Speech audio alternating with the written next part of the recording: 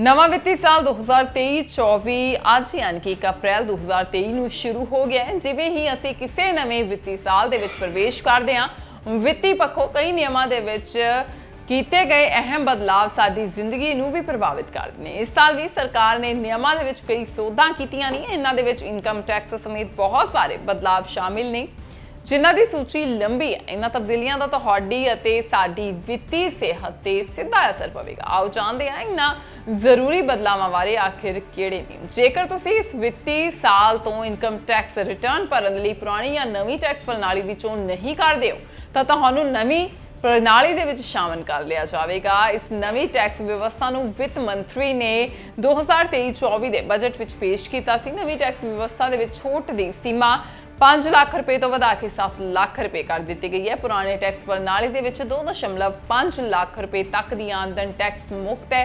ਧਿਆਨ ਦੇਣ ਯੋਗ ਗੱਲ ਇਹ ਵੀ ਹੈ ਕਿ ਪੁਰਾਣੀ ਟੈਕਸ ਪ੍ਰਣਾਲੀ ਦੀ ਤਰ੍ਹਾਂ ਨਵੀਂ ਦੇ ਵਿੱਚ ਤੁਹਾਨੂੰ ਕਈ ਤਰ੍ਹਾਂ ਦੀਆਂ ਛੋਟਾਂ ਦਾ ਲਾਭ ਨਹੀਂ ਮਿਲੇਗਾ। ਜੇਕਰ ਤੁਸੀਂ ਨਵੀਂ ਟੈਕਸ ਪ੍ਰਣਾਲੀ ਦੀ ਚੋਣ ਕਰਦੇ ਹੋ ਤਾਂ ਤੁਹਾਨੂੰ 7.27 ਲੱਖ ਰੁਪਏ ਦੀ ਸਾਲਾਨਾ ਆਮਦਨ ਅਤੇ 25,000 ਰੁਪਏ ਦਾ ਟੈਕਸ ਹੈ ਜਿਹੜਾ ਦੇਣਾ ਹੋਵੇਗਾ।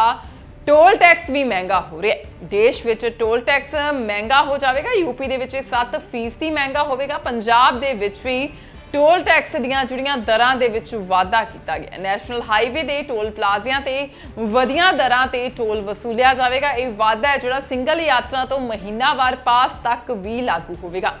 ਨੈਕਸਟ ਜਿਹੜਾ ਚੇਂਜ ਹੋਣ ਵਾਲਾ ਹੈ ਜੀਵਨ ਬੀਮਾ ਪਾਲਿਸੀਜ਼ ਦੇ ਉੱਤੇ 1 ਅਪ੍ਰੈਲ ਤੋਂ ਭਾਵ ਅੱਜ ਤੋਂ 5 ਲੱਖ ਰੁਪਏ ਤੋਂ ਵੱਧ ਦੇ ਸਾਲਾਨਾ ਪ੍ਰੀਮੀਅਮ ਵਾਲੀਆਂ ਰਵਾਇਤੀ ਜੀਵਨ ਬੀਮਾ ਪਾਲਿਸੀਆਂ ਤੋਂ ਆਮਦਨ ਤੇ ਟੈਕਸ ਦੇਣਾ ਹੋਵੇਗਾ। ਹਾਲਾਂਕਿ ਇਹ ਜਿਹੜਾ ਯੂਲਿਪ ਹੈ ਯੋਜਨਾਵਾਂ ਨੂੰ ਪ੍ਰਭਾਵਿਤ ਨਹੀਂ ਕਰੇਗਾ। ਜਿਹੇ ਦੇ ਵਿੱਚ ਇਸ ਬਦਲਾਵ ਦਾ ਅਸਰ ਜ਼ਿਆਦਾ ਪ੍ਰੀਮੀਅਮ ਅਦਾ ਕਰਨ ਵਾਲੇ ਪਾਲਿਸੀ ਧਾਰਕਾਂ ਤੇ ਪਵੇਗਾ। ਸੋਨੇ ਦੀ ਖਰੀਦ ਦੇ ਨੂੰ ਲੈ ਕੇ ਵੀ ਜਿਹੜਾ ਇੱਕ ਬਦਲਾਅ ਹੋਣ ਵਾਲਾ ਹੈ।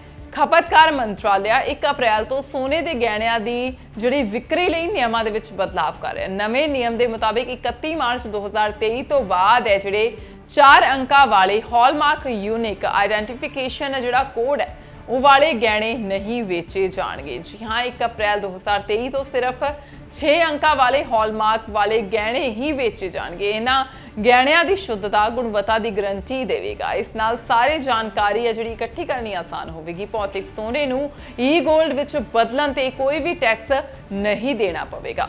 ਜੀ ਹਾਂ, ਇਸ ਤੋਂ ਇਲਾਵਾ ਇਲੈਕਟ੍ਰੋਨਿਕ ਸੋਨੇ ਦੀ ਖਰੀਦਦਾਰੀ ਨੂੰ ਉਤਸ਼ਾਹਿਤ ਕਰਨ ਦੇ ਲਈ ਹੁਣ ਭੌਤਿਕ ਸੋਨੇ ਤੋਂ ਈ-ਗੋਲਡ ਵਿੱਚ ਬਦਲਣ ਤੇ ਕੋਈ ਵੀ ਪੂੰਜੀ ਲਾਭ ਟੈਕਸ ਨਹੀਂ ਲੱਗੇਗਾ। ਯਾਨੀ ਕਿ ਹੁਣ ਨਿਵੇਸ਼ਕ ਗਹਿਣੇ ਵੇਚ ਕੇ ਈ-ਗੋਲਡ ਵਿੱਚ ਨਿਵੇਸ਼ ਕਰ ਸਕਦੇ ਨੇ। ਈ-ਗੋਲਡ ਤੋਂ ਭੌਤਿਕ ਸੋਨੇ ਦੇ ਵਿੱਚ ਪਰਿਵਰਤਨ ਤੇ ਕੋਈ ਵੀ ਪੂੰਜੀ ਲਾਭ ਟੈਕਸ ਨਹੀਂ ਹੋਵੇਗਾ। ਹੁਣ ਤੱਕ ਸੋਨੇ ਤੇ 3 ਸਾਲ ਦੀ ਖਰੀਦ ਤੋਂ ਬਾਅਦ 20% ਅਤੇ ਲੰਬੇ ਸਮੇਂ ਦੀ ਪੂੰਜੀ ਲਾਭ ਤੇ 4% ਸੈਸ ਲਗਾਇਆ ਜਾਂਦਾ ਸੀ। ਸਰਕਾਰ ਵੱਲੋਂ ਬਜਟ ਵਿੱਚ ਚੁੱਕੇ ਗਏ ਕਦਮ ਭੌਤਿਕ ਸੋਨੇ ਨੂੰ ਈ-ਗੋਲਡ ਵਿੱਚ ਬਦਲਣ ਦੇ ਲਈ ਹੈ ਜਿਹੜੇ ਉਤਸ਼ਾਹਿਤ ਕਰਨਗੇ।